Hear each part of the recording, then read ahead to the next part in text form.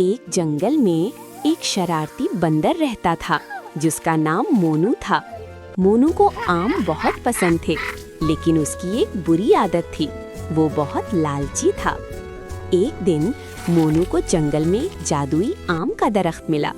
जब उसने दरख्त से एक आम तोड़ा तो अचानक बहुत सारे आम दरख्त से गिरने लगे। मोनू खुशी से उछलने लगा और बोला, वाह, अब तो मैं सारे आम खुद ही खाऊंगा। करीब ही एक खरगोश और एक कछुआ खड़े थे। उन्होंने कहा, मोनू, आम सबके साथ बांट लो। लेकिन मोनू ने गुस्से से कहा, नहीं, ये सारे आम मेरे हैं।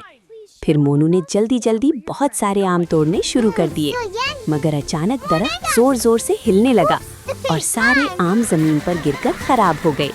अब मोनू के पास एक भी आम नहीं बचा था। तब उसे अपनी गलती का एहसास हुआ।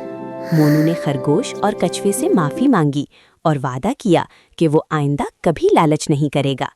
फिर तीनों दोस्त मिलकर आम तोड़ने लगे और खुशी खुशी बांटकर खाने लगे। इस कहानी से हमें ये सबक मिलता है कि हमें कभी लालच नहीं करना चाहिए और हमेशा चीजें दूसरों के साथ बांटनी चाहिए।